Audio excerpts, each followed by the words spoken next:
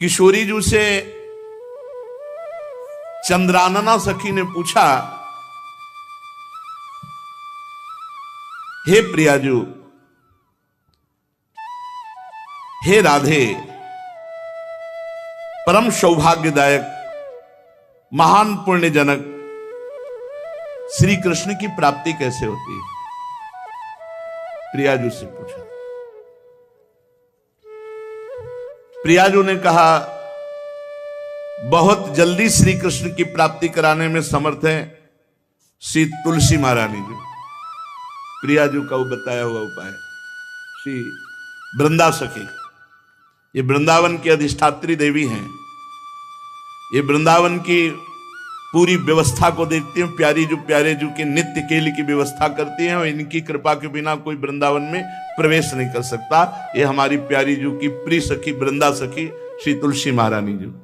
चंद्रानना सखी ने कहा कि परम सौभाग्यदम राधे महापुण्यम वरप्रदम श्री कृष्ण स्यापि लभ्यर्थम, तो उनका तुलसी सेवनम मतम। मेरे मत में यदि तुलसी जी की सेवा की जाए, तुलसी जी का यदि स्पर्श हो जाता है, तुलसी जी का नाम कीर्तन किया जाता है, तुलसी जी को प्रणाम किया जाता है, तुलसी जी का वृक्ष लगाया जाता है, तुलसी जी को जल अर्पित किया जाता है और तुलसी दल से नित्य भगवत सेवा की जाए, तो बहुत जल्दी श्री कृष्ण प्रसन्न हो जाते हैं। प्रतिदिन जो तुलसी जी की भक्ति करता है, तुलसी का पौधा रोप करके तुलसी जी का सिंचन करना, तुलसी जी को तिलक लगाना, तुलसी जी को माला पहनाना, तुलसी जी की परिक्रमा करना, तुलसी जी को प्रणाम करना, वो कोटि सहस्त्र युगों तक ऐसा महान सुकृत होता है कि भगवान श्री कृष्ण के नित्य समीप रहता है जो तुलसी जी की सेवा करता है। जब तक मनुष्य की लगाई हुई तुलसी की शाखा प्रशाखा बीज पुष्प सुंदर दल से तुलसी जी सुशोभित होती है, तब तक हजारों कल्पों में श्री हरिधाम में रहते हुए उसका कभी पुण्य नष्ट नहीं होता। जैसे एक दिन तो 1000 कल्प, 2 दिन 2000 कल्प वो भगवान के नित्य धाम में महान सुकृत के बल से भगवत धाम में रहेगा, जो तुलसी जी का पक्का मान लीजिए। जब स्वयं में थे तो तुलसी जी रोपण करके तुलसी जी का एक वन लगाया था और रोज नवीन नवीन मंजरी तुलसी दल लेकर प्रभु के चरणों में, कहीं न कहीं तुलसी जी की कृपा हुई। वृंदावन, ये वृंदा अधिष्ठात्री देवी वृंदावन की है, इनकी कृपा के बिना। हे चंद्रानने, संपूर्ण पत्रों और पुष्पों को जो उतार करके सम्मान पूर्वक पहले प्रार्थना करनी चाहिए। हे वृंदा देवी, हे तुलसी जी, भगवान श्री हरि की पूजा के लिए या प्रियाजू की पूजा के लिए हम आपके कुछ मंजरी कुछ दल लेकर के सेवा करना चाहते हैं, आप कृपा करके मुझे दीजिए, और फिर उतार लें।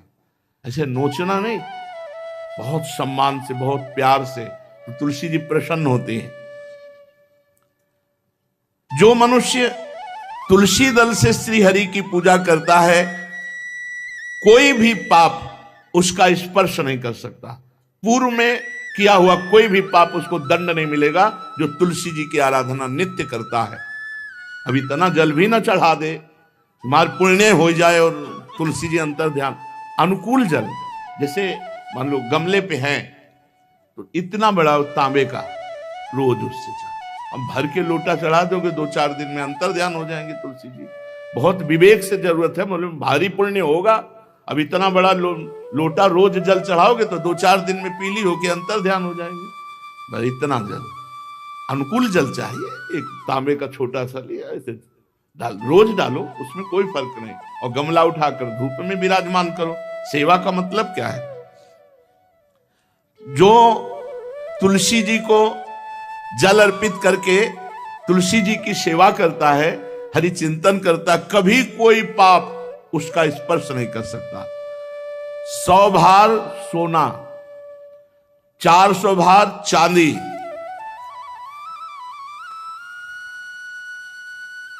का जो दान करने का फल होता है, वो एक तुलसी दल उतार, जो अपने द्वारा लगाई हुई तुलसी दल, वो हरि के चरणों में अर्पित करो। ये 100 बार सोना और चांदी बराबर ही नहीं हो सकती। कितना महत्व है। जो रोज तुलसी दल चयन कर, द्वादशी को ना चयन करे। द्वादशी को मतलब बहुत बड़ा अपराध लगता है तुलसी दल का, इस मतलब तुलसी के वृक्ष का भी स्पर्श न करे। प्रणाम नमस्कार दूर से, एक भी दल नहीं टूटना चाहिए। द्वादशी को ऐसा हमने महापुरुषों से सुना है कि मंजरी और पत्र उतारना ये ठीक नहीं, बिल्कुल नहीं ठीक है। ब्रह्म हत्या का फल लगता है, अगर जो पाप लगता है अगर कोई द्वादशी को तुलसी चयन, बहुत सावधानी से। जिसके घर में तुलसी का बगीचा होता है, कई पौधे होते हैं, उसको कहीं तीर्थ जाने की जरूरत नहीं, उसका घर तीर्थ है जिसके घर में तुलसी के पौधे हैं। और यमराज कभी उस घर में किसी भी मरने वाले को लेने नहीं आएंगे। जिसके घर में तुलसी, लगा लो भैया तुलसी लगा लो घर में, काहे को यमराज को आने दोगे। सबके घर में तुलसी। कितना सुंदर पहले था। घर में आंगन होते थे, आंगन में एक बहुत बड़ा, और फिर उसमें तुलसी जी, और फिर उसमें 2-4 नर्मदेश्वर और शालिग्राम ऐसे, और फिर घर का हर व्यक्ति जल चढ़ाना, प्रणाम करना, नमस्कार करना, कितनी पवित्र पद्धतियां हमारी थी। जब रसोई बने पहली गाय के लिए, फिर कुछ पक्षियों के लिए, फिर कोई संत महात्मा, कोई भिक्षु, ऐसा कितना पवित्र व्यवहार। अभी यहाँ जैसे हमने देखा है, ये रसोई बन रही ना, तो धुआं नहीं खत्म होने पाता, वो ही सब अपवित्र किए हुए हैं, राक्षसी बुद्धि आती चली जा रही। तुलसी जी, ये भागवती को वस्तु है। हमें लगता है बालकनी तो होती है, बढ़िया बालकनी में एक ऐसा उठाने धरने वाला स्टैंड लोहे का रखो कि तुलसी जी को विराजमान कर दो। जिसके घर में तुलसी जी विराजमान होती, उसके घर में यमराज कभी नहीं जाते।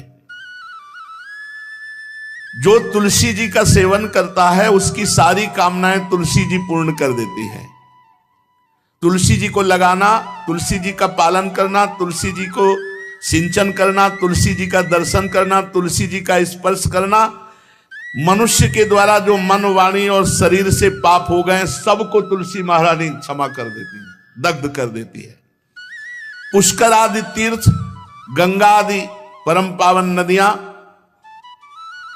ये सब जो स्नान आदि, अवगाहन आदि करने का फल देते हैं, वो केवल तुलसी जी घर में विराजमान है, उसको फल मिल जाएगा। कितने बढ़िया। जो तुलसी जी की नवीन मंजरी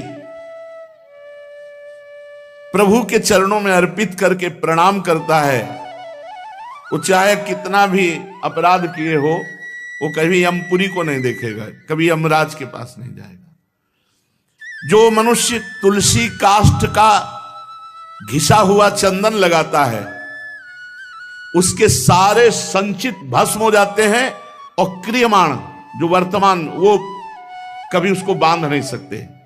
तुलसी जी का काष्ठ का घिसा हुआ चंदन। जिसके घर में तुलसी की छाया होती है, वहां पितरों को अपने आप कल्याण प्राप्त हो जाता है।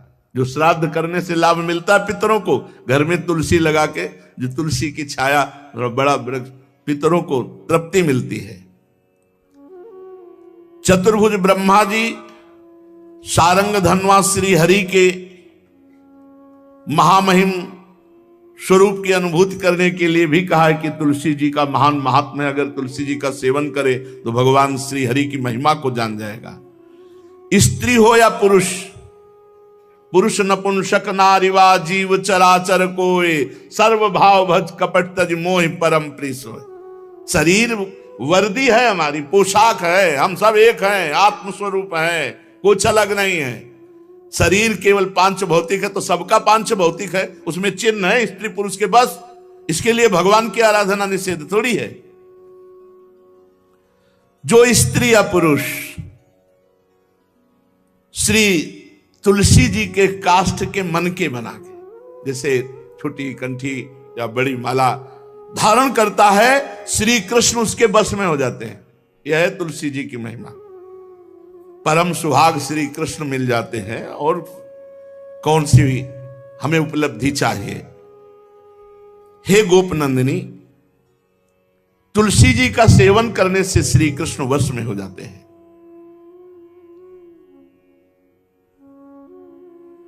जो तुलसी की माला से नाम जप करता है, काउंटर वाली बात तो स्मृति के लिए भाई है, हम निषेध नहीं करते, नहीं बहुतों के भजन बंद हो जाएंगे, पर हम इतनी महिमा जरूर बता देते हैं कि तुलसी माला से जो नाम जप किया जाता है उससे आध्यात्मिक सिद्धि बहुत जल्दी होती है। गुरुदेव भगवान कहते जो अंगुलियों से रगड़ होती है मन का से, उसमें आध्यात्मिक ऊर्जा शक्ति तुलसी माला से। प्लास्टिक पर भाई करो, निषेध नहीं कह रहे, बंद हो जाएगा वो भी राधा राधा कहना, वो हमें बंद नहीं करना, हम कह रहे तुम जैसे बने वैसे करो, लेकिन माला का बहुत बड़ा प्रभाव है। तुलसी परम पवित्र भगवान श्री हरि की प्रिया, और उनके काष्ठ को जब हम ऐसे ऐसे नाम के साथ, तो विशेष ऊर्जा शक्ति, आध्यात्मिक शक्ति हमें जागृत होती है। हो सके जिनको ऐसा बन सके तो छोटी एक वो आती है सुमिरनी, उसको रख लो, अपनी जेब में रख लो, उससे करो। और नहीं है तो भैया तुम इसी से करो, नाम जप करो, भाव को भाव अना खालसो, नाम जपत मंगल दिस दसो। सुंदर सुंदर तुलसी जी के वृक्षों के समीप बैठ करके जो अनुष्ठान किया जाए वो बहुत लाभदायक। श्रीमद् भागवत का, गोपाल सहस्त्र नाम का कोई भी पाठ तुलसी जी के समीप विराजमान करके किया जाए, आचार्य को बुला करके तुलसी पूजन करना चाहिए, विविध प्रकार के अनुष्ठान, अरे तभी तो सब मंगल होता है। पहले था, हमने देखा है, 4 बजे माताजी दरवाजे के सामने लीपती, रोज का जो पुराने घरों में देहरी के आगे आगे 4 बजे लीप करके वहां अपना चौक पूर के दीपक जला, तो क्या पवित्रताएं थी, क्या मंगल था। जब किसी को निमंत्रण दिया जाता था सबके पैर धोए जाते थे, सुंदर बिछौना बिछा करके और उसमें बैठ कर पत्तल और रज के सकोरा कुल्हड़ ऐसे भोजन पाया, कितना पवित्रता। जो हमारी पूर्व पवित्रता थी, धोती कुर्ता चोटी, पवित्रता। मान लो अगर बाहर जा रहे तो पैजामा कुर्ता, ऐसे बहुत पवित्र पोशाकें थी, पवित्र आचरण थे, पवित्र खान पान था। घर में जाओ तो एक पवित्रता है, किसी भी घर में ऐसा नहीं था कि देव मूर्ति ना विराजमान हो, किसी भी घर में ऐसा नहीं था तुलसी जी विराजमान न हो, 1-2 गाय जरूर होती थी, पवित्रता। अब तो बड़ा विचित्र, भारतीय गौएं जो श्वेत रंग की, जो अरुण रंग की, जो सींग वाली हैं, वो उनका आप दुग्ध देखिए, दूह कर रख दीजिए, स्वर्णिम कांति छाई मिलेगी। ये हमारी भारतीय पद्धति, ये हविष्यान्न, इससे देवताओं का, भगवान का, सबका अभिषेक पूजन होता है। शुद्ध गाय जो हमारी भारतीय है, तीला है उसके जैसे निकला हुआ, वो भगवान ने सेवा की है। हमारे गोविंद भगवान का नाम ही गोविंद, गौओं के इंद्र। भगवान सुबह से निकल जाते थे, शाम तक गौओं को चराते थे। बड़ा तो किशोरी जी ने श्री तुलसी जी के पूजन की बात,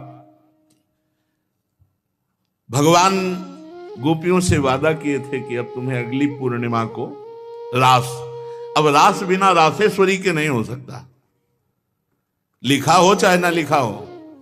कोई भी विद्वान, कोई भी प्रवक्ता इस बात को बतावे, कहते हैं भागवत में राधा नाम नहीं लिखा है, भागवत राधामय ही है।